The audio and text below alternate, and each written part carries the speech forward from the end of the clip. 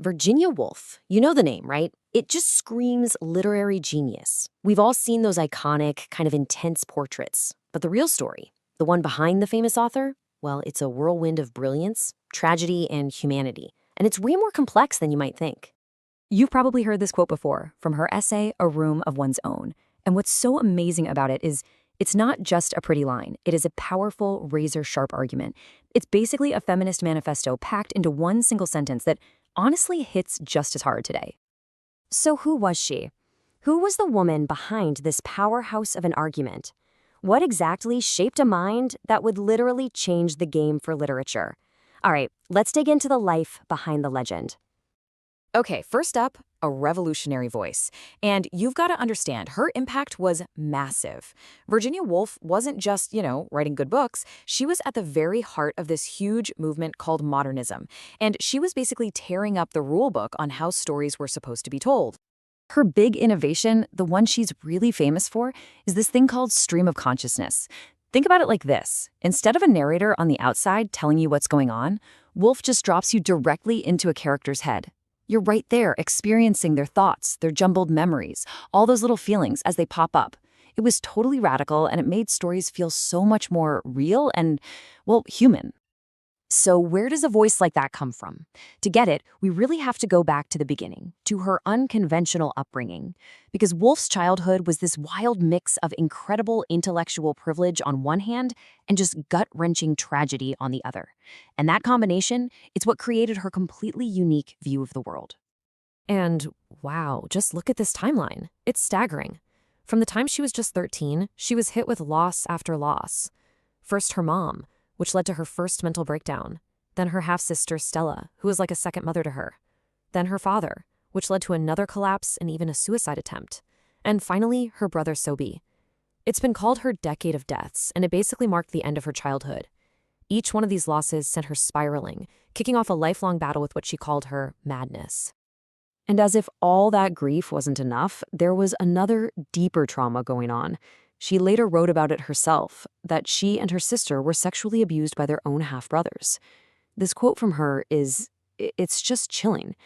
It pulls back the curtain on the dark secret hiding behind their supposedly proper Victorian family life. It's something that, without a doubt, left a permanent scar. But here's the central paradox of her early life. Because she was a girl, she wasn't allowed to go to a university like Cambridge or Oxford with her brothers. But her father, who was a big deal writer himself, gave her something else, something maybe even better. He gave her the free run of his massive library, and she read everything. That library became her university. You could argue the education she gave herself was way richer and more creative than anything her brothers got. So, after her father died, Virginia and her siblings knew they had to make a change, a big one. They escaped that stuffy, sad house they grew up in and moved to a whole new part of London called Bloomsbury. And that move, it was the start of a revolution. Yeah, this wasn't just about moving houses. This was a statement, a declaration of independence. They wanted to create a space that was the total opposite of their rigid Victorian upbringing. So they started inviting their smart, artistic friends over, and that circle of people became the legendary Bloomsbury Group. So what was this group all about? Well, their ideals were pretty radical for the time. They threw out all those stiff Victorian rules. They believed in being totally honest, artistically and intellectually. They talked openly about things like relationships and sexuality. They put friendship and creative work above everything else. And they were pacifists, super critical of the British establishment. For Virginia, this place was everything. It was a lifeline. For the first time, she was surrounded by people who got her, and it's where she really started to find her voice as a writer. And they weren't always serious. There's this one fantastic story, a perfect example of their rebellious spirit. In 1910, Virginia and some of her friends pulled off something called the Dreadnought hoax. They dressed up as princes from Abyssinia, talked a bunch of nonsense, and completely fooled the Royal Navy into giving them a full VIP tour of their top warship. It was a huge prank, it made the authorities look silly, and it just perfectly sums up the playful, anti-establishment vibe of the whole group. Okay, so now she's found her people, she's found her voice, she's writing her own rules. Fueled by all that freedom from the Bloomsbury Group, Virginia Woolf dives into the most creative period of her life. But here's the thing, she didn't just want to write the books. She wanted to control the whole process. So how did she do it? Well, first, she married a fellow Bloomsbury member, Leonard Woolf, and they formed this incredible intellectual partnership. Then, and this is the genius part, in 1917 they bought a little hand press and started their own publishing company, the Hogarth Press, literally on their dining table. This was a total game changer. It meant she could publish her own groundbreaking novels without having to answer to anyone, and the press became this huge force, publishing other amazing writers like T.S. Eliot and even introducing Sigmund Freud to English readers.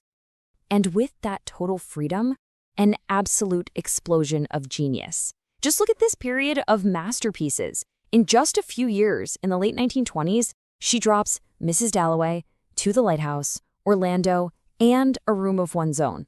I mean, come on. This was Virginia Woolf at the absolute peak of her powers. At the same time, she was also in a passionate love affair with another writer, Vida Sackville-West. And this wasn't some hidden secret. It was a huge source of inspiration for her. In fact, it's what directly inspired one of her most fun and imaginative novels, Orlando. It's this wild story about a character based on Vida who lives for hundreds of years and even changes gender. It's basically a love letter in the form of a novel. But even as she was creating these masterpieces, the world outside was getting darker. This brings us to the final part of her story, a complicated legacy. The end of her life and how we see her now is just as complex as her beginning. When World War II broke out, it absolutely terrified her. As someone who hated war, the idea of another global conflict was just horrifying. Then, her London home was bombed and destroyed in the Blitz. That trauma, plus the fact that her latest book wasn't doing so well, was just too much. It triggered another devastating depressive episode. And this is where we get to her really complicated dual legacy. On one hand, you have this pioneering feminist and pacifist icon, the woman who wrote A Room of One's Own and argued for women's freedom. But there's another side. Modern critics have to grapple with the fact that her private writings and even some of her work show signs of classism and anti-Semitism, prejudices that were unfortunately common in her privileged circle. It's this contradiction that makes her such a challenging and fascinating figure for us to look back on. In the spring of 1941, she felt another bout of that madness coming on, and she was terrified she wouldn't recover this time. She wrote a heartbreaking letter to her husband, Leonard, and then she took her own life. This quote is from that final letter, and it's so powerful because it shows that even with all the pain she endured, she also experienced this incredible, deep happiness and love. And her story really leaves us with this huge, haunting question. How can a mind that literally changed the world also struggle so much just to live in it? Her life just lays bare that fragile, sometimes painful line between genius and mental struggle, between being able to create entire worlds on a page and finding it so hard to exist in the real one. It's that legacy of brilliance and struggle that means we'll be talking about and learning from Virginia Woolf for a very, very long time.